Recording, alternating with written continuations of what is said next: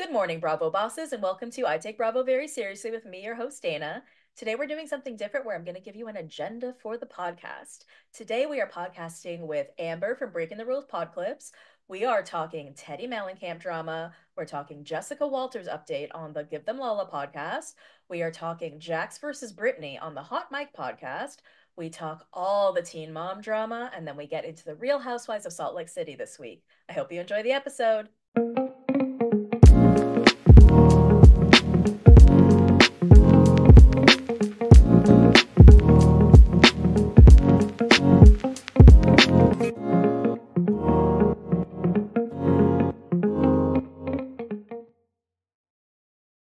Welcome to I Take Bravo Very Seriously, Breaking the Rules Podclips.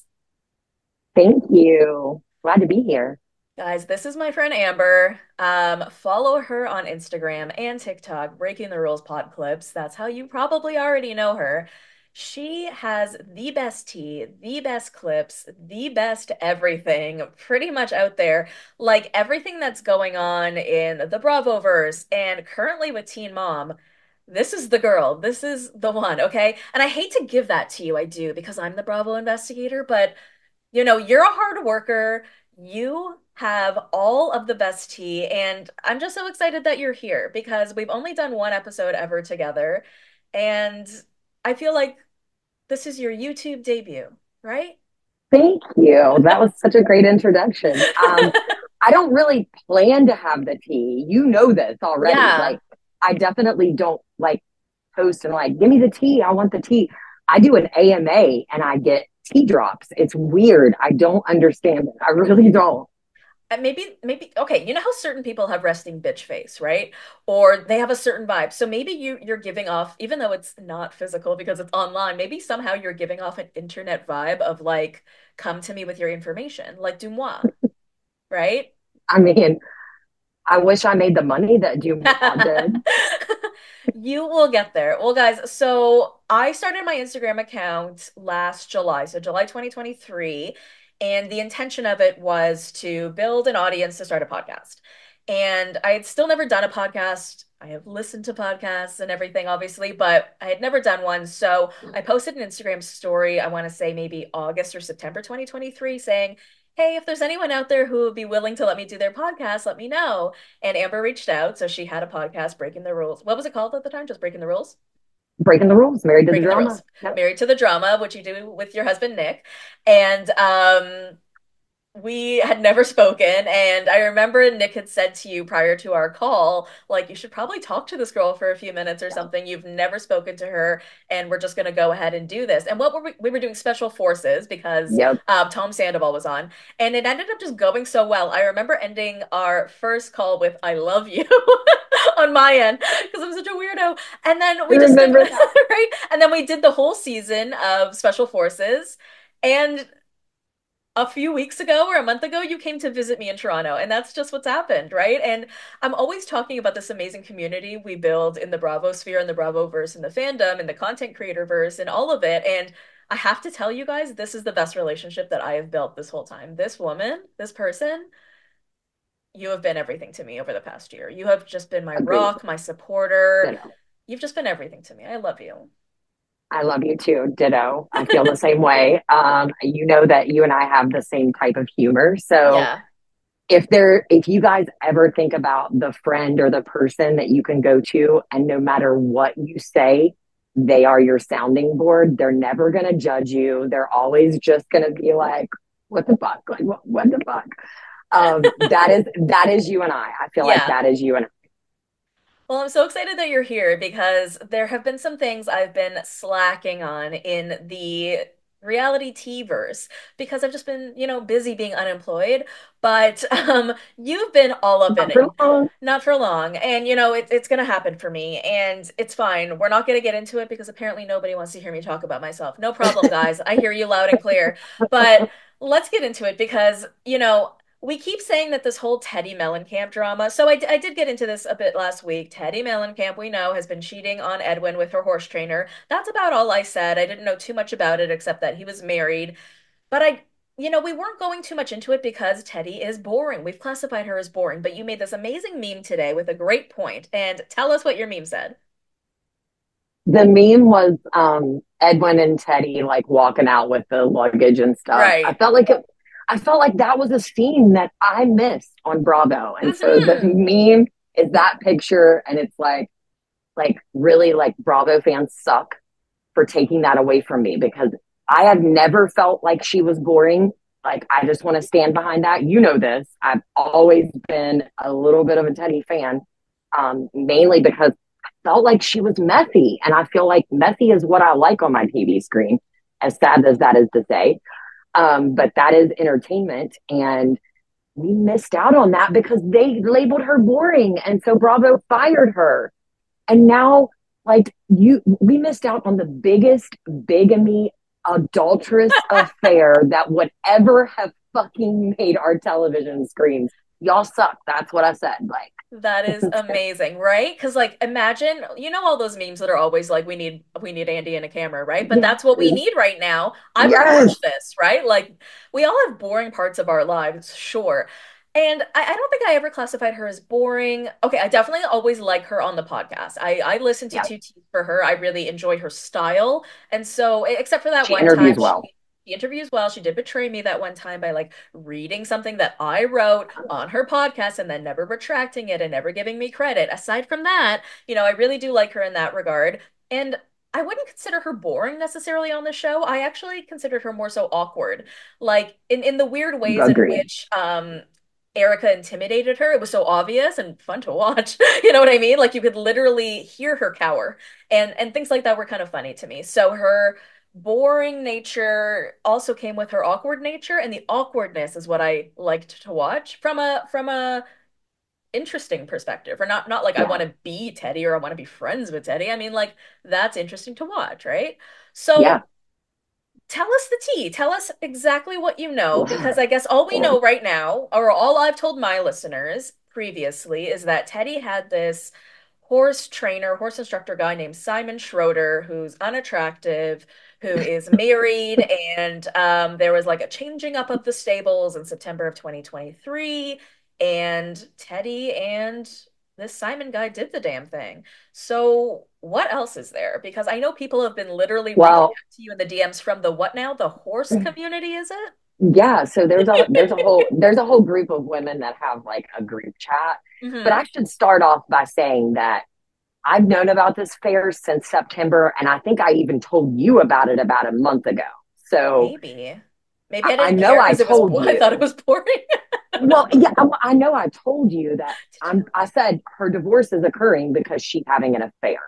And Yeah. you were like, oh, I don't doubt that. Yeah. So I didn't elaborate, but I did at that point, I had started getting DMs from some OC people. It's usually the OC community. They're really, really mouthy. I'm just going to say, if you have something going on in OC, like there's a reason why everybody finds out everything. It's because everybody talks in that town. Hmm. So just started getting little DMs that said there was a blow up and that Teddy was having an affair, and that he was married. Didn't get a lot of detail. I did get a lot of detail about him. He's a horrible playboy. Why? He's so ugly. I I was don't get like, it. And I I never don't say that. get I it want I either. want to say for the record, I Money. never talk about people's looks, but he just looks very British, right? And I only mean this in the sense that like she can do better, right? Like she's a pretty Yeah, girl. Like but she is even very his pretty. ex-wife, or sorry, the wife he's currently married to, Carly is her name. Oh, She's but he's not. pretty too. Oh, right. Tell us that. Tell us that.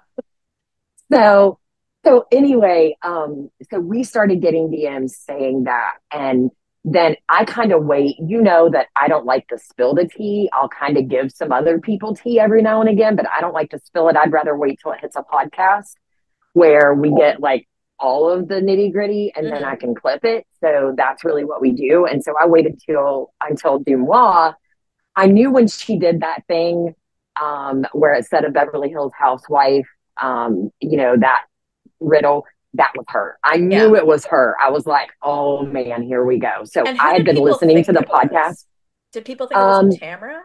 yes, Okay. everybody thought it was Tamara. And Right. I commented on that and was like, y'all, this is not Tamara. You guys Hmm. are so off by this. And so I just kept quiet. When Dumois released that podcast, I clipped it and put it up, and immediately started getting DMs from the horse community group chat. A specific couple of different ladies who are really like one ride was riding, her daughter was riding at Schroeder, horse, whatever it was called, horse stables. And so I had already dug in immediately whenever I found out it was a horse trainer. I went to her page. It wasn't hard. Like she had tagged his horse place like the month that that happened, claiming anxiety. Okay. Like the post was like, I have anxiety and stress. She tagged that stable. And when I hit that stable, it was completely scrubbed from the internet. And Wow. I was like, okay, this is weird. So then I just started digging. I found her, I found him. So when these people reached out to me, I started talking about these people by name. And immediately when I did that, they went into conversation. The brawl was not between Teddi and the wife. And I should say wife loosely because we now know that he was never even married to this woman. He was still married to the first woman. So when I tell you that Bravo screwed us out of the biggest adulterous affair ever, this is it. Like it Okay, doesn't get so he any has a juicier. first wife that he's not officially divorced from, meaning that his marriage to Carly, where he has one or two kids, is Yep, not a legit two marriage. kids. And does Carly know that? She does now. She found out Wow. she found out when she filed for divorce because the divorce she can't file for divorce. She has to file for an annulment. So she had to go Right. in and amend her paperwork to file for an annulment instead. Even though they've been married for years, she had to do that because the marriage was not real. And what publication was it? Daily Mail that like came out with this fully like Teddi Mellencamp having affair with horse trainer. Like for a publication like that to like state it as fact, that's like whoa. Well, she actually confirmed that she had a conversation with Edwin to page six. So that to me was the confirmation. That's all the confirmation I Yeah. need. What would she be confirming to page six? She talked to Edwin for if it wasn't to confirm that affair. You know what? I'm So, going to play Teddy's response. So she spoke about it briefly on her podcast. I'm just going to play that for you guys so that you can hear what she has said about this, but it's not much. At the beginning of the pod because I'm sure everyone has seen everything all over the World Wide Web. Yes, I did just see some stuff all over the World Wide Web. Teddy, Joe. And what I can say, Even and serious. which I'm trying very, there's multiple sides to every story. I'm not going to confirm or deny anything, but there's many people involved, and I once again mhm. say the same statement I said before: the kids, they're the priority. And so for the time being, that's all I'm going to discuss on this.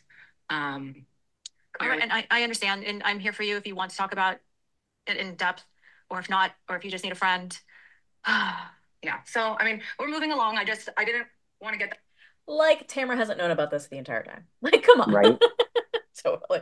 And she's probably I, like, I don't yeah, know. Teddy, do it. A part of me thinks they are surface level. I'm just going to say that out loud. Really? Yeah. I never thought of that. No. I mean, that sounded Yeah. very surface level. You know, like It was if surface you want to level. chat about it. I mean, Like I almost feel like a real friend would have been like, yeah, and I know you're going to take like accountability for like they would have been more stance on like trying to balance you out because when she says things like the children are the first priority, somebody commented on one of my clips and I'm like, I'm just clipping stuff people say, like I'm not saying it, and they were like, the kids are the priority. I can't believe you're clipping this, and I was like, the kids were her priority. It is her job to protect her children, not right. mine. Well, I'm getting the And same comments, but not at me, at her, right? Like yep, everyone's pissed for two reasons. Because her children, right? So you can't sit there and be like, we need to put the children first, be respectful. It's like you did something disrespectful to your family. yeah, Hello, pot kettle black. And the other reason people are pissed is because she's an accountability coach. And you just used that word, accountability, right? So people are yeah. like, hypocrite, hypocrite. People love a hypocrite in the Bravo fandom, right? So they are just going nuts with this. And I don't know, like, why do you think she did it? And can you confirm or deny that Edwin has ever had an affair? Because I believe she sort of hinted at that about a year ago on Watch What Happens Live when she went on with Kyle, that there was something going on between them when she had first started filming. So she hinted about it on the podcast for years. And Okay. yes, it is a confirmed affair. All we know is that it was somebody that she was acquainted with, friendly with, not necessarily friends, but friendly with. Excuse me. I almost think that's why she was so vocal about Scandoval whenever it was Mm. happening, is because she had the same thing happen to her. Mm-hmm. It was a 6-month affair. It happened shortly, like 2015 into 2016. So it's been a long time. I believe it was right after that she was paused from filming. Mm-hmm. So it was right around that time. Um, I do know that she's been very vocal about it and said that, she forgave him and whatnot. So for me, you can't bring that back up. Like, you can't use that as a reason. And I know you asked me, why do I think she did it? I like Teddi, but Teddi is a pick me girl. I feel like we saw it on Beverly Hills when she was on there. When you said she was weird or awkward, like, the awkwardness, I think, was the desire to be part of the group, to be Yes. part of something. Yes. And it was almost like acting to get there. And so that was awkward to everybody that was watching. The way we see her on Two T's is the way I would love to see her on television, because she's messy. Right. And she likes to dig into other people's business. And that's what being a housewife is about. I totally agree. I think people are mad at the idea that it would even be in the zeitgeist right now that she could Yeah. be reconsidered for Real Housewives of Beverly Hills, Yeah. but please pick up a camera and like let's get everyone's opinion on this because I'm interested, right? Like this is the most interesting thing she's ever done and I kind of want to see where it goes, right? Because it's so messy, like it's so open. And the picture that you're talking about, the meme you made where her and Edwin are outside and he's like sending her off, this is such a paparazzi staged photo. But who called, right? Is Edwin in on this? It's just so weird to me. Like I just want to play the music Sympathy, like man. dun dun dun dun dun dun like this whole thing. Did I send you the video where somebody caught both women at the same horse show this weekend? No. Oh my Yeah. goodness. I The was like, horse I community reposted in it, disarray. right? Like, I reposted it. Teddi was by herself, like in the nosebleed section of the stands, and that lady was standing on the track, I guess you would Yeah. call it, where they were racing, like right on the sidelines. Hmm. And I was like, man, that I still like, and I showed you that he's still posting her and saying I love you to Right. her on his story, Right. which, To by the Carly. way, is still open and not private. He's Dude. still open on Instagram. You're enjoying the shit out of this. Yeah. Yeah. Too much. I feel like he's sitting at home Ugh. chain smoking, which, by the way, I found that out. He's a chain smoker. He's sitting at home chain smoking, like watching the shit come in. Yeah. Ugh. Well, moving on from Good Teddy, TV. I want to just do a quick update on the Jessica Walters thing because people were actually way more interested in her leaving Lala's podcast than I thought. I really thought this was like a minor thing, but people were really into this. So I feel like we should give the update, which isn't much, but let's give it. So she went on her stories and basically just told her quote unquote fans and followers and everyone that she's sorry, that she wasn't given the opportunity to say goodbye, that she didn't think she needed to. She didn't think she had this many fans or this many people who were interested, and that she loved meeting people on the road and people at BravoCon and basically that. And then I saw her post this story over the weekend that looked like she's in a podcast studio. I saw mics, I saw chairs, so I don't know what that means. But what do you think? I mean, I know you think this is all money related, which I did say on my podcast, but do you have any more detail about like the nitty-gritty of what you really think happened Yeah. here? And do you think that do you think that ties are broken? Do you think these girls are no longer friends? I think that they right now are cordial. That's as far as it's going right now. I don't think there's super bad blood, but I think that Lala was very vocal saying, we're going to do this and we're going to do this, and had all of these plans. And then when VPR decided that they were going to do a shortened season, they were supposed to pick up filming in October. They didn't. So from October, she would have started getting some stream of income, and she did not. Mm-hmm. So not only that, but they pushed it back till January, and it's a shortened. So I think we're going to get somewhere around 6 or 7 episodes. We'll be lucky if we get that. So because of that, her income for the year went totally down. And it was a conversation of what can you do for this amount? It ended up being a conversation about I do way more for the amount that I'm doing now. And so negotiating that is just not possible. Yeah. I mean, I think it's messy when someone in that position becomes a close friend. I mean, I'm happy for her in that way that she's had Jessica throughout this whole way, but it gets sticky, it gets messy. It reminds me of like Yeah. Chloe and Malika when Chloe hired Malika to be her assistant. Do you remember that? And then they were like getting their Yep. nails done, and she's like, "Did you go get Lamar's dry cleaning?" And Malika's like, "No." And so then she had to go while Chloe continued getting her nails done because that was Malika's job, right? So it just gets kind of murky. And it was something I said last week where I worry that it'll sever relationships just because Lala is so good at that. She won't even, I mean, that whole thing with Kristen, I recently found out that, like, like she doesn't talk to Kristen anymore because she believes that when Kristen was doing that live show with Zach Peter, that she was laughing when Gigi Gomez or whatever was making comments about Lala's parenting and Randall and blah, blah, blah, blah, blah. Apparently she never actually saw the podcast. She just like heard about it or saw a small clip. Like, I'm sorry, you ended an entire friendship over a clip, which we'll talk about later when we talk about Salt Lake City and stuff, but it's like, what? Right? So she's very quick to cut. Yep. And she says that, right? She will sever a tie without even thinking twice. And I just hope she doesn't because I believe Jessica is a very good influence on her in her life, in her family.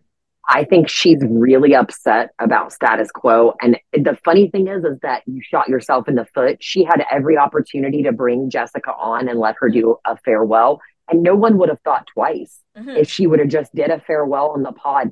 The only reason it got so much attention is because it was like, okay, I have this ride or die friend that's been a part of my podcast every day for the last 4 years. I'm going to say goodbye for her real quick. Okay. Here's my ache. Right. It was crazy. It It was was just weird. weird. Yeah. And did you see the comments? So a lot of people are like, I guess, commenting on clips of Give Them Lola, and they're saying things like, "We really missed the three of you," and "Why did you do this?" And then she's not responding to what they're saying. She's like, "Thank you for listening," and "My mom is hilarious," right? So she's like not addressing it, which is funny. I guess she's just hoping it dies down, and it will because the news cycle is the news cycle. And again, I'm Yeah. I'm, I'm just surprised this got as much traction as it did. People were very, very interested in what was going on here. Yeah. I was also surprised. I Yeah. didn't clip it at first. And then I Hmm. was like, I don't have anything to put up, so I'll clip it. And then I was like, whoa.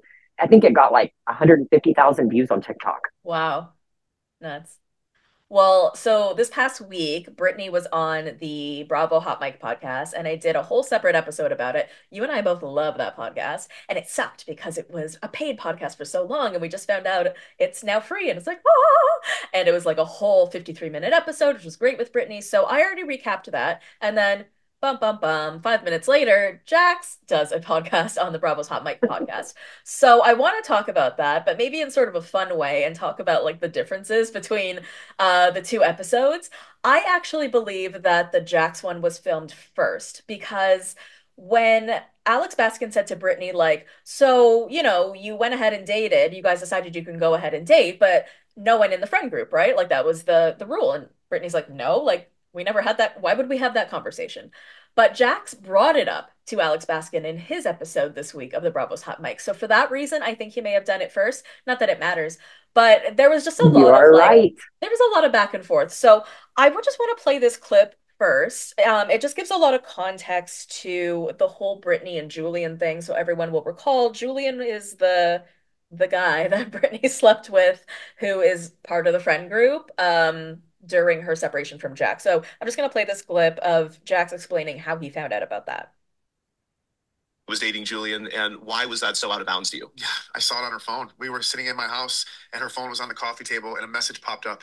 And I looked at it, and it was a simple message from Julian, but it was at night, and it was just a very weird message. And I caught her on it, and I caught her in a couple lies, and then I got it out of her. An hour into the conversation, she finally broke and told me, and I was just that's where it started. I was leaving for an appearance. I had to go. No, I'm sorry. It was 4th of July. I was leaving for a week for 4th of July. I was going to Michigan to see my sister, and she was going to Kentucky. And we had, I'll be honest, we had relations before I left, literally right before I left.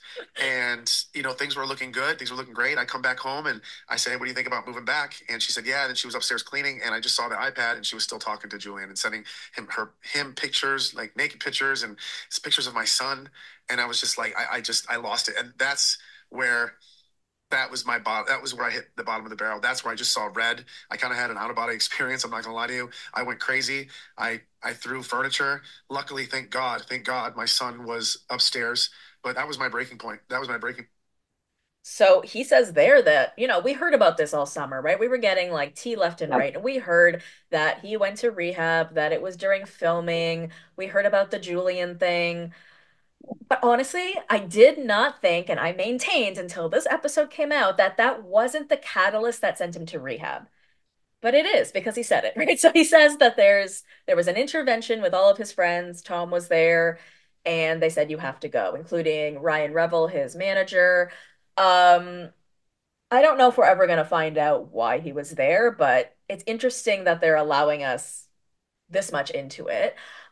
One thing he makes sure to mention is that when he was in that facility, he hired a mediator. It was him that initiated the divorce, not Brittany. Now, Brittany says the opposite. Who do you think is telling the truth? That's our game today. Out of the two podcasts, who do you think is telling the truth? I will say that I heard what you think is absolutely correct. I heard that they recorded Jax with Alex, and his responses caused them to reach out and ask for the Brittany interview as well. The idea was to give a look into the Valley season 2 from his perspective, because he has so much going on. He is the main character this season. I mean, let's be honest, even though he's in rehab. Oh, because I was going to say he missed so much filming. Like they only filmed it's for still, what, like 12 weeks? Everything is around him. Him being gone, him rage texting, him like going off, him coming back, serving him divorce papers. Like everything centers around him. So that was the purpose of it. For belief, man, this one's hard for me. I don't think for any second that that I don't agree that asking for a mediator is initiating a divorce, first off. No, it's a mediator. It's to mediate. Exactly. I think that was, I do think that he asked for that, but I think he asked for that for the reason of money. Like, I think it was the reason of money, because he didn't want to spend a bunch of money on lawyers and divorce court, which is fine. But I think that any type of conversation with him, whenever you're trying to negotiate things, goes off the rails. Right. So I think as soon as that happened, it just got like jumped to something else. He says just by him asking for it, she did that. I don't think that's the way it happened. I think it did happen in that order, but I think there's definitely some stuff in the middle there that they left out. Yeah. He said that Brittany has been contacting him even up until a few days ago to hook up. Now, Brittany has actually, you do? But she's actually responded to this. So she's just, I don't care. Okay, for the record, for the listeners, for anyone who doesn't want to believe Amber, Brittany posted some comments being like, not true. This was just to see if we could be friends. Obviously we can't. Lies, lies, lies, lies, lies. Kristen jumping in being like, lies, lies, lies, lies. Ha, ha, ha. And you think she wanted to hook up like as much as a few days ago? Yeah. No. I mean, she was hooking up with him right before he left for the 4th of July. And we see him posting pictures of her night before's clothing on his bedroom floor all the time. I mean, he's doing that on purpose. He's writing his narrative. He's making sure that he's not seen as a liar. And to me, that is evident. Yeah. I really do believe that it's a comfort spot for her. I don't think it has anything to do with anything else. But as somebody who divorced somebody and dabbled in those like telltales, like that line in the sand for a while, like it just happens. And I do feel like Kristen is not going to know that, nor is Zach, because you know what they're going to do? They're going to kill her for doing it. Yeah, so you're right. I 100% believe it. And I think that she's got an audience behind her being like, that's not true. But I think it is. But I'm kind of loving what's happening, and we'll get into the onlineness in a minute. But okay, so he admitted to rage Me texting too. Brittany while in treatment. So that one they concur. And we even got a third concur from Sheena this week. She said on Shenanigans, and you clipped this just today, I believe, Sheena saying that I mean, we saw over the summer Brittany was hosting a lot of those bachelor parties, and I don't mean bachelor parties, I mean parties for the show The Bachelor. She had that guy Tanner and a bunch of like Rachel, Pilot Rachel, all those people hanging out at Jax's and hosting like trivia nights and things like that for The Bachelor. And I completely have lost my train of thought. Why did I bring that up? Um, Oh, and that's when he was rage texting her. Yes, yes. And Sheena was there and hearing him rage text her while she's like hosting these events at Jax's, right? Jealous. Yeah, Yeah. he's jealous. He's jealous that it's going well, I guess, without He's him. jealous that she's in a rehab facility while she's out fucking people. That's what he's jealous. That's pretty much it. Oh, and then he said, so we heard that Brittany say, and we heard this in the news anyways, that Brittany's going to be opening her own bar in WeHo, and it's with the same partners as Jax's Studio City. So he said that he's the reason that she's getting this deal. She should be thanking him, and that he is a part of it. He said he's going to let her design it, quote unquote, let her I design love it. that. What did you think of that? And do you think that's I thought true? it was ridiculous. Okay. I thought it was ridiculous. Any man that ever says they're going to let me do something better not be in arm's reach. Yeah. I'm just going to, like, I'm not that woman.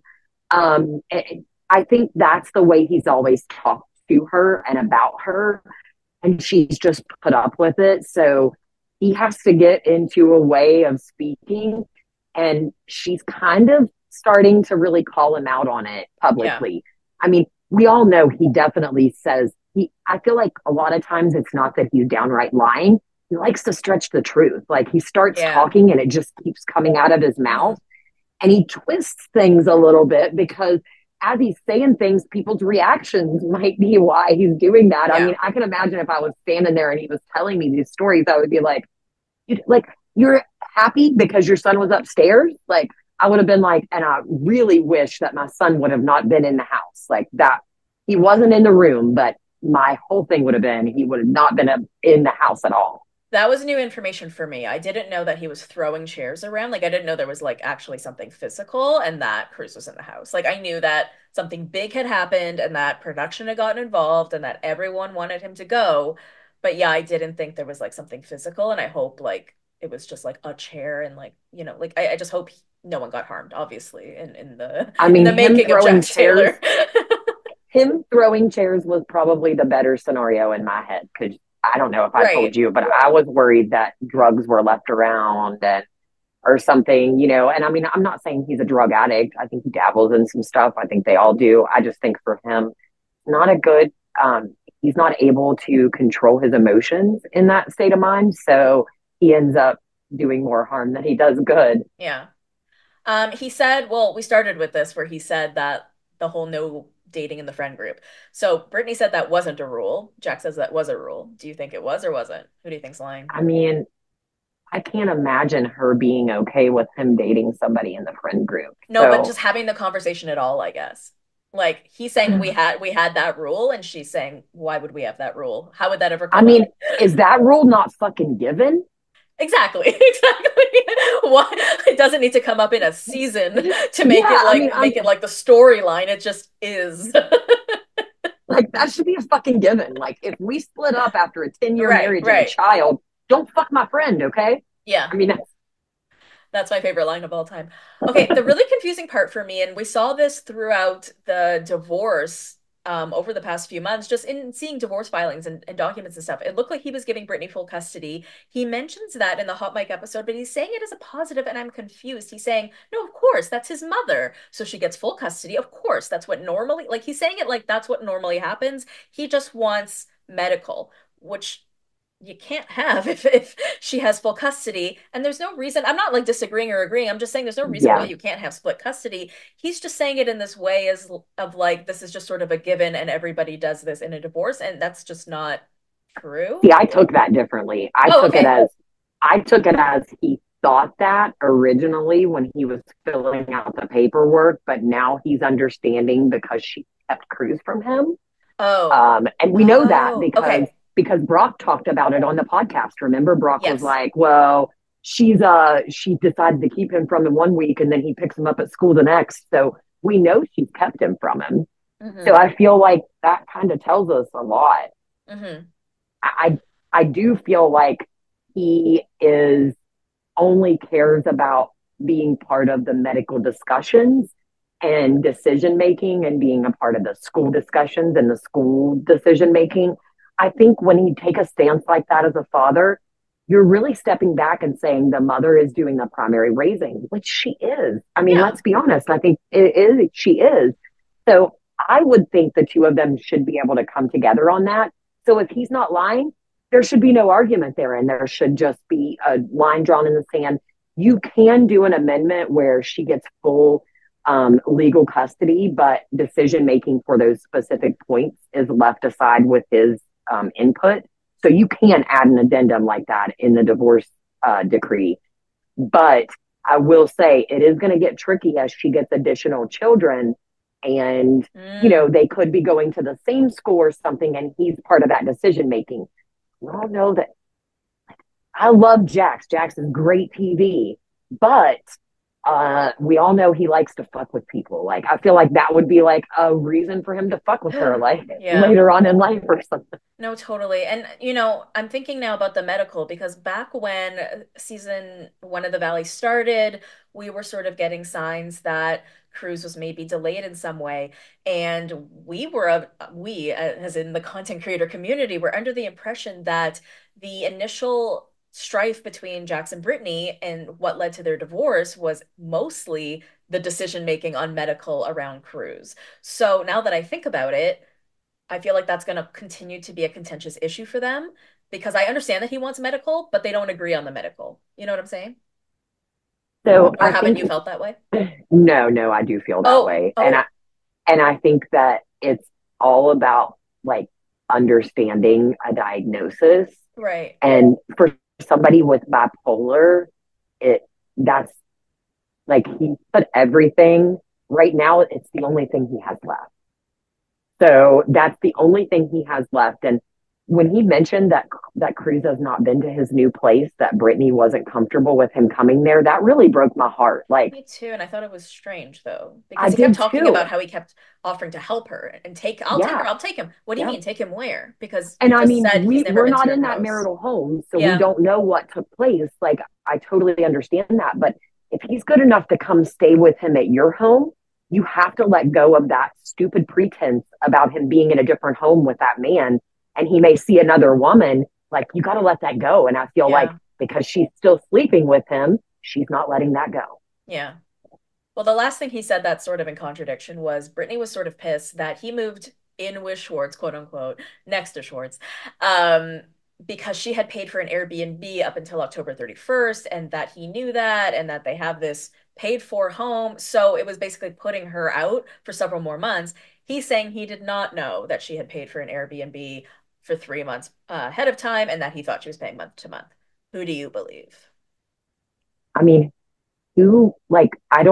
first of all, I don't think they were conversing enough for her to be like, I paid this up 3 months, so I'm going to be here the next, you know what I mean? Like, I just feel like her telling him this is the location I'm going to be for the next 3 months is probably not her MO. I don't feel crazy or anything, but I kind of believe him on this. Like, I think he's not really saying anything bad. So he's not speaking derogatorily about her in this situation. He's just saying, I knew she had an Airbnb, but I didn't know she paid for it for 3 months. So to me, this was a place that was less than a mile from our current marital home. It was a really easy way for me to be able to take on. It's what she's been begging me for since we separated.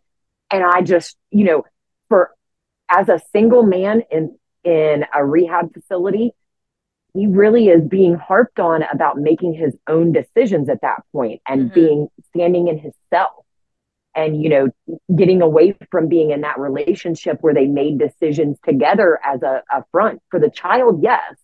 But his decision was for the child and good for the child because it's in the school district. It's right there. You know what I mean? Like, if you need him, he's 5 minutes and he's there.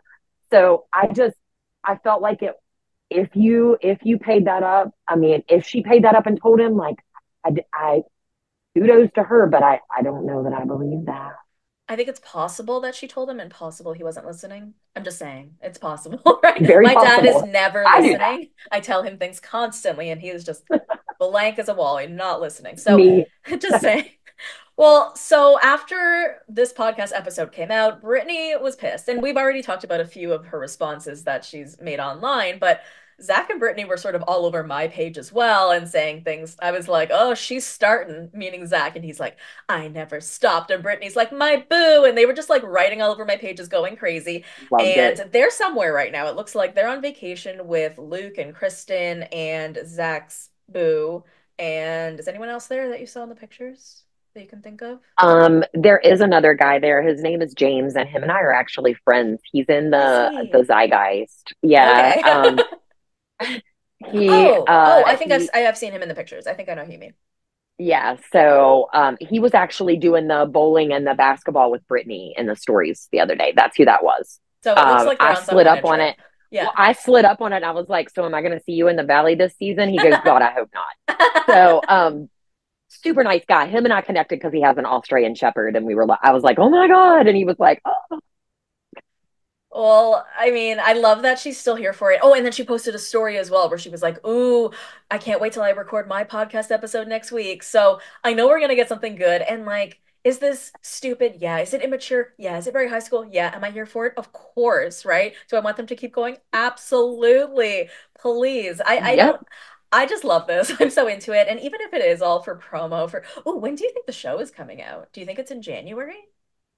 I think it's February. February? Hmm. Ugh, I can't wait. And I hear it's going to be so good.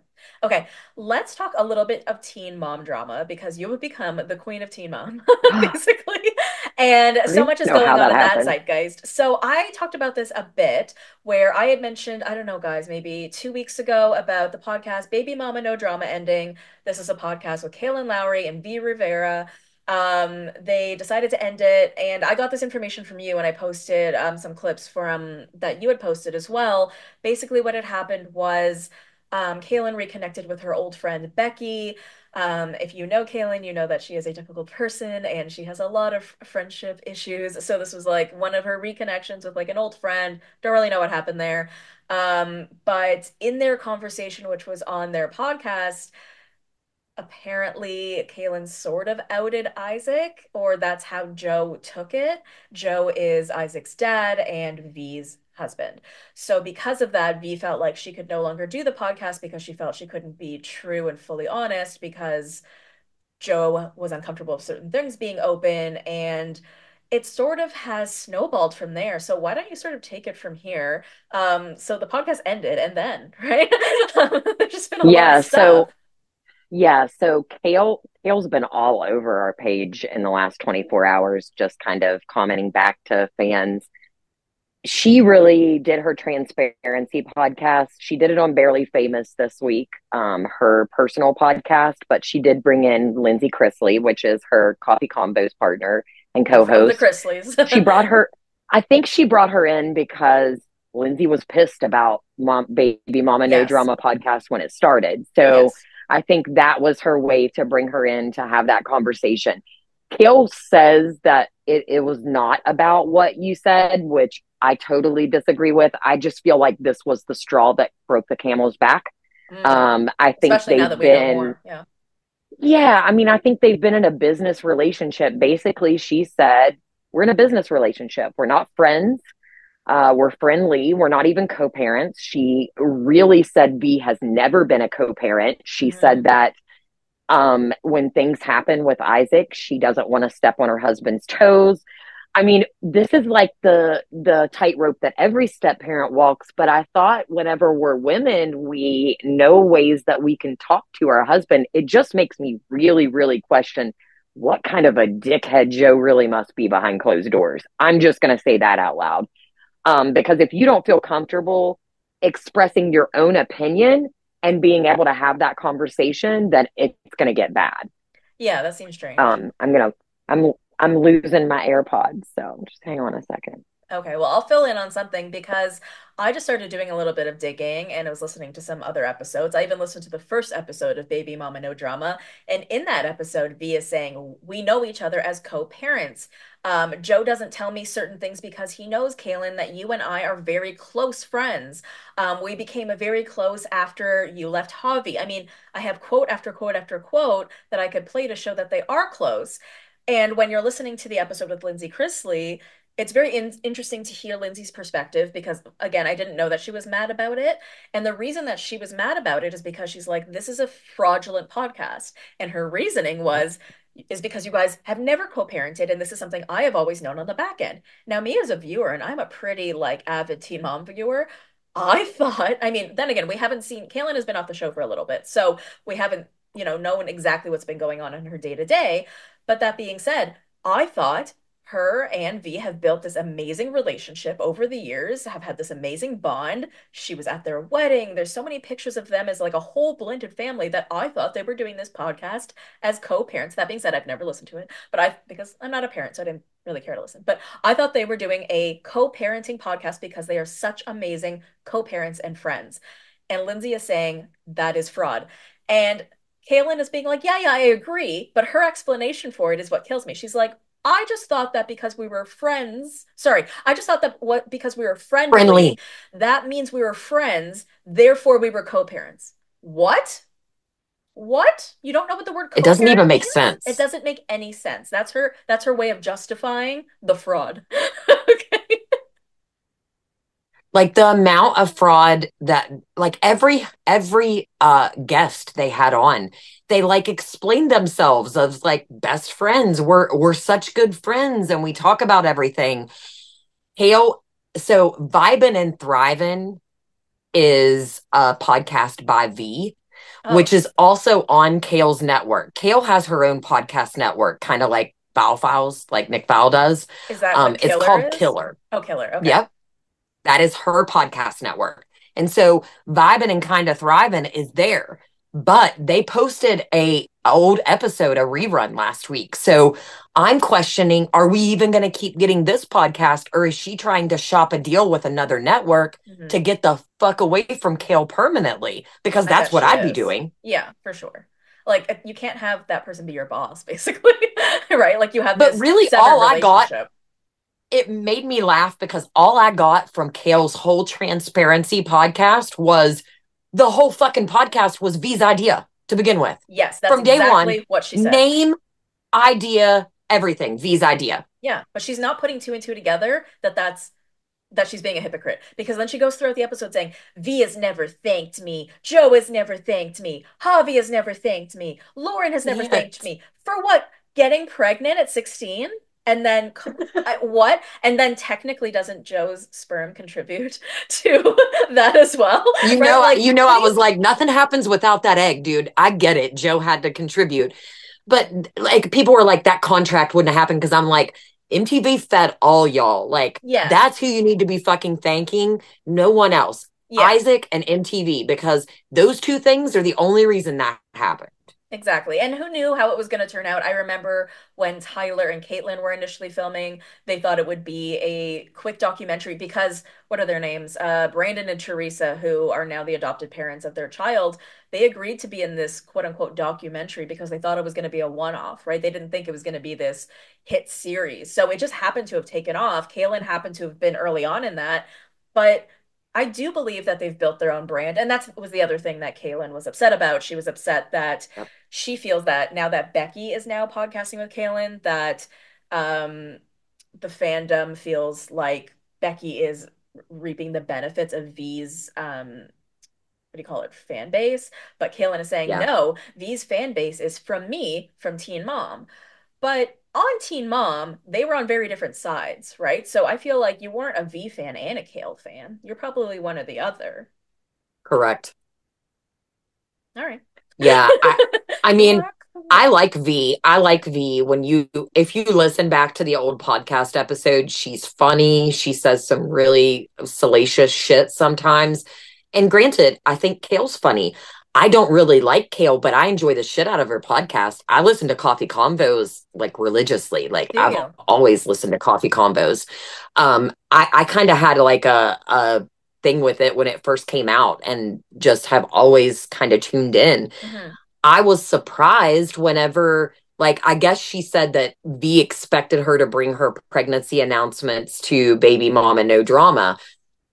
Like, no, those things should be saved for your personal podcast, Barely Famous. That has nothing to do with anybody else. Hmm. Um, and agreed with Lindsay on that. I do think that Lindsay, her chiming in on that was a little bit rich, considering like you feel like they stole money from you based on the fact that they were talking about co-parenting too. And then at the end of the podcast was like, make sure you tune in to Southern Tea next week because I'm going to start talking about my ex and all the shit that I've been doing for the past 10 years, even though I wouldn't talk about it up until now. I'm like, what the fuck is going on?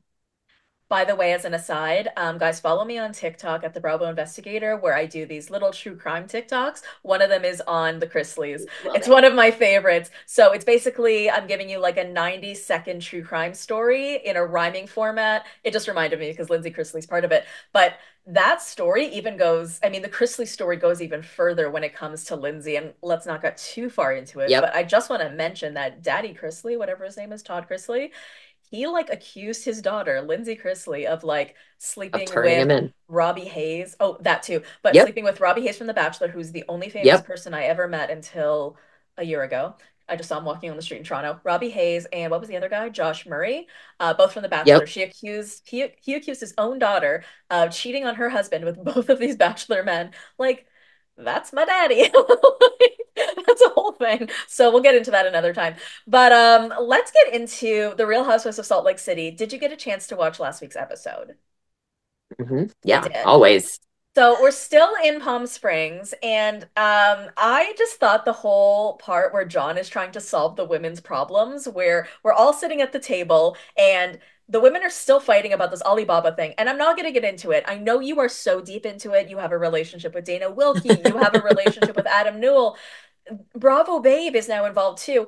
I feel like I'll just say this, and you tell me if there's anything to add. So I'll just say this just to wrap it up that our understanding is that Adam did not say that it was Lisa, that Bravo spliced a whole bunch of stuff together. Adam has the evidence. Adam is going to release the evidence at a later time because that was the advice that he got. Dana Wilkie has also confirmed to Whitney that it was not Lisa who spread the Alibaba rumor. Is there anything else that you want to add to that? I don't think so. I'm so Okay, sick of hearing about Alibaba. thank God. Like, I didn't But even know it fucking existed till like a month ago. same, same. So, but we're still sort of fighting about that at the table, right? Because Lisa's like, you still lied about me, Whitney. You lied. So John thinks the way to solve a problem is like with a 2-year-old. So he's like, yes or no questions. Whitney, did you lie about Lisa? No, I never lied. So what did you think of that? Do you think that that's a good way to resolve the issue? I felt like he was a fucking school teacher. I Yes, was like, yes. what is going on right now? Like, we're in detention and we're answering so we can get the fuck out of here. I'm gonna skip right to the end of the episode just because I'm just thinking about John and Lisa. But at the end of the episode, when they're trying to go home, Lisa finds out that she's in coach and she's all upset about it. First, it's funny because she wants to get home to her beautiful son Henry. She cannot wait to get home to him. But then when Oh, she finds out that she's in coach, she is actually okay. I realize this is a housewives thing, and it's great that she didn't want to fly coach and that she'd rather fly 4 other planes to get home later just to sit in a bigger seat. Yes, that's hilarious housewifery for sure, but it's actually psychotic. It's actually kind of yeah. insane. One, don't you want to get home to your son that a few minutes ago that you wanted to get home to? Two, I it's an felt bad hour for John. flight. It's okay, that's what I wanted to say. Don't you just find them such a mismatch? I just don't Yes, a I don't huge get where mismatch. I felt like the light went out of his face the moment she said that when yeah, she was like on her phone, she was like, "We'll just go to California." And he had literally just said, "I can't wait to get home to Henry." And I'm like, right. what the fuck just happened? I don't know. I'm not a fan of hers, and she's even messaged, DM'd with us back and forth Has she? before. Yeah. She is big in the in She the in the fandom. she She swears the cyber team is real and she really wants to find out who that really is. So I connected her with Dana, which I know she's not going to connect with Dana because Dana spilled that the whole SLC community talks about her and her love of And Oh. so that definitely, that relationship is never going to happen because Dana talks about it on her Patreon all the time. Oh, wow. Ugh.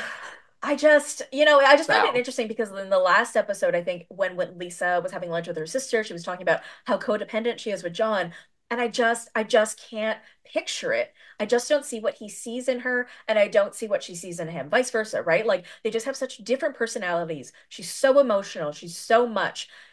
And he's just very laid back, which can be a great balance for sure in some ways, but look at Nick and I.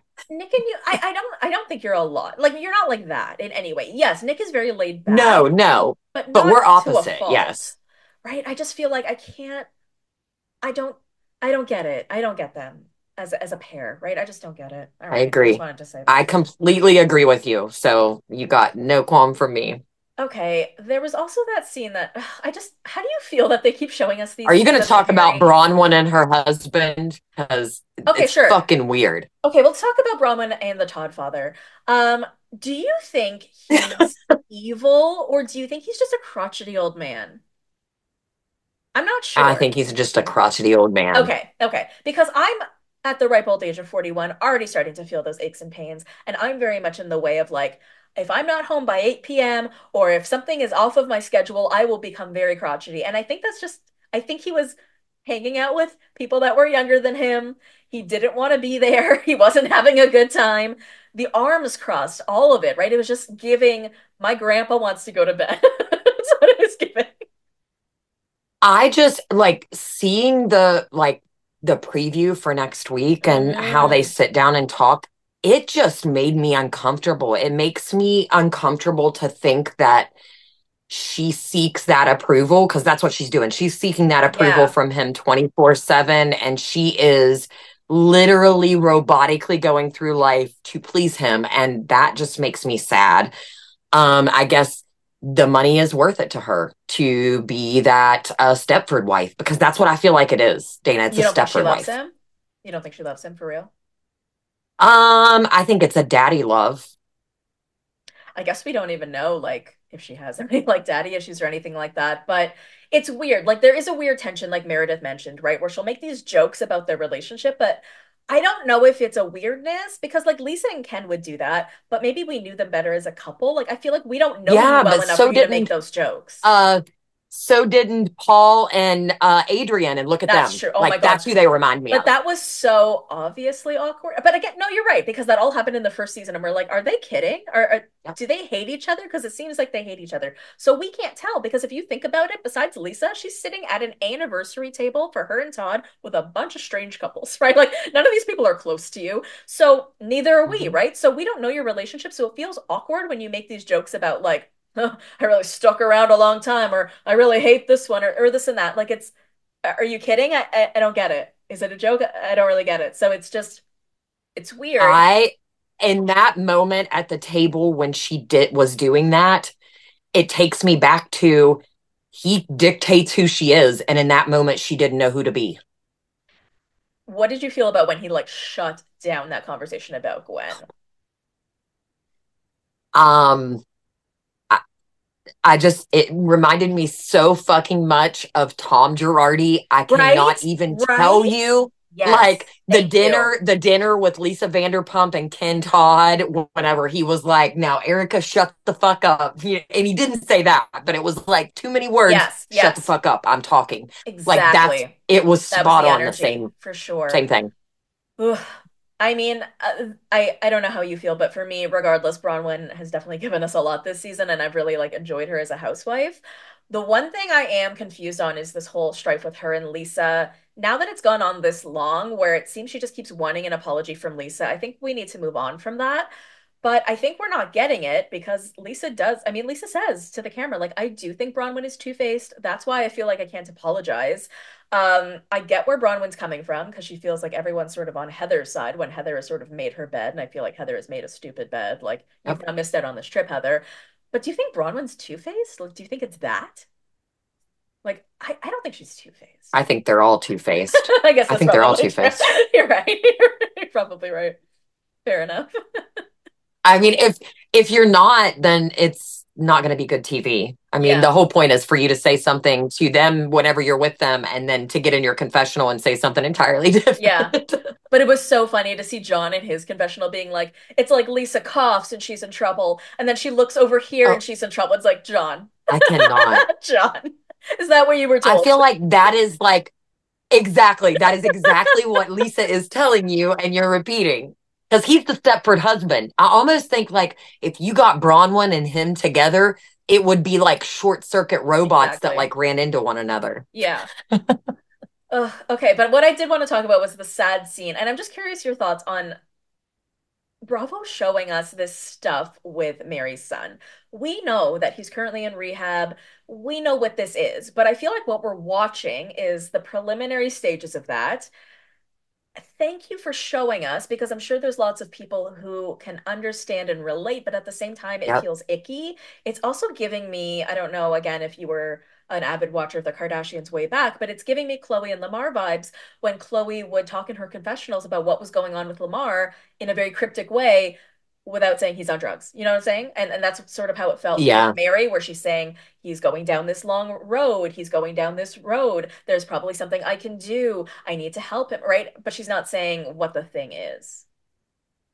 And it just feels weird I watching this. I will say that I feel a little bit of the opposite. I felt like for once, instead of us getting this halfway, oh, this her son went to rehab and we didn't see or hear anything about it. Hmm. I feel like she is sharing something that is a pivotal moment for probably 25 to 50% of parents in America today. Hmm. Um, as a parent that struggled worrying every single night on whether my kids were going to make the wrong decisions, it's a crapshoot.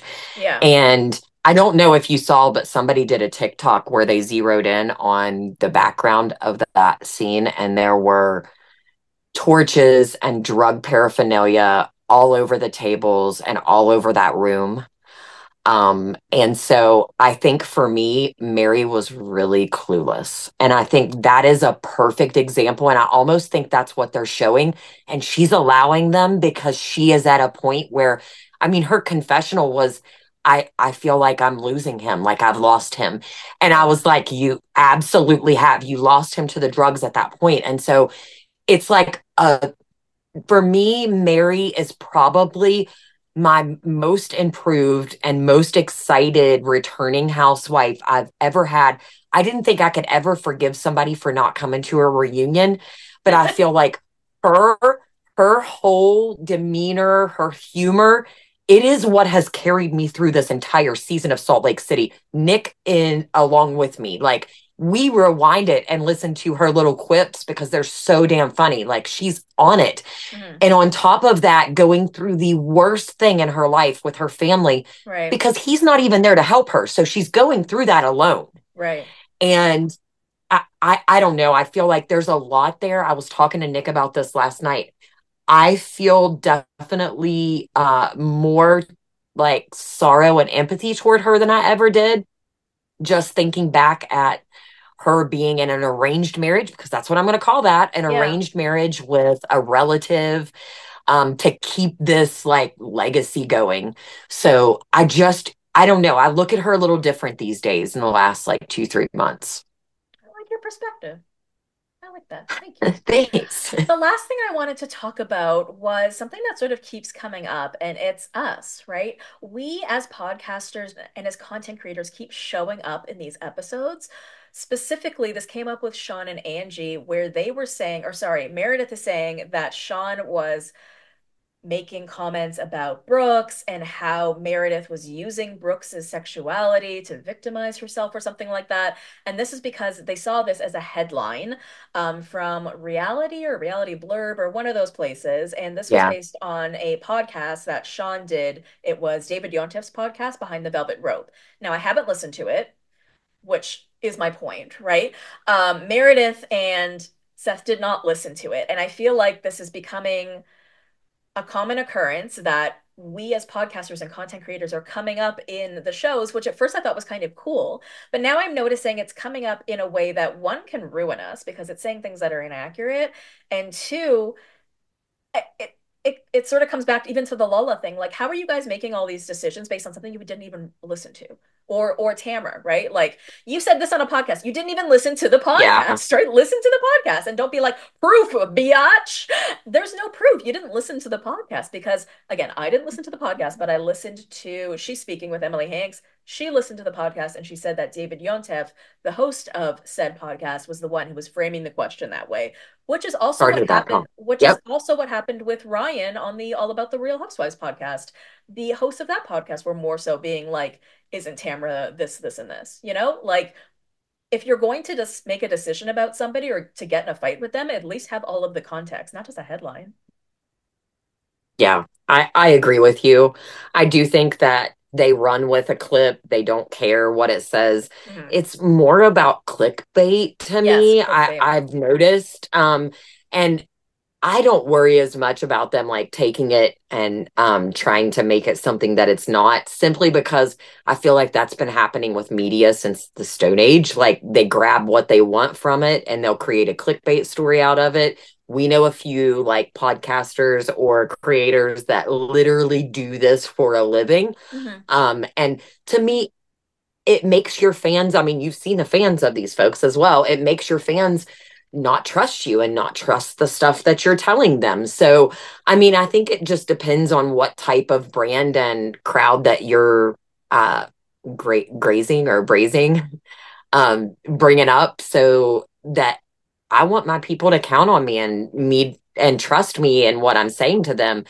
It is why I kind of hold a lot of tea and don't say a lot until it comes out, because you never know whenever those things are sent to you, whether they're true or not. Right. And I agree, they're framing questions, but I think they are framing questions, but you don't have to answer them. And you can answer in a way that it says, I know what you're trying to do there, and I'm not going to fall into it. I would rather respond in this way. So there is a way for them to respond and not blame a framing the question. Yeah.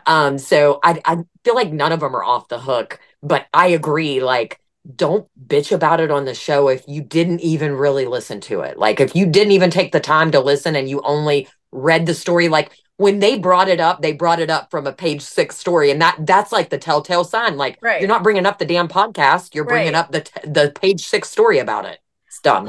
I almost died when Sean was later, when he said to Angie, like, do you know that biatch? He meant bitch. Yeah, we know. That dude We is know, so Sean. fucking clueless. I swear. So cute. Amber, thank you so much for joining me today. Where can the people follow you if they want to see what you're doing and watch it all? Breaking the Rules Podclips on both Instagram and TikTok. We usually put clips up every single day, depending on what kind of good stuff we get on podcasts that day. Thank you so much. I'll see you later, BBs. Thanks for having me. Thank you for listening. This show is brought to you in partnership with Hurrdat Media.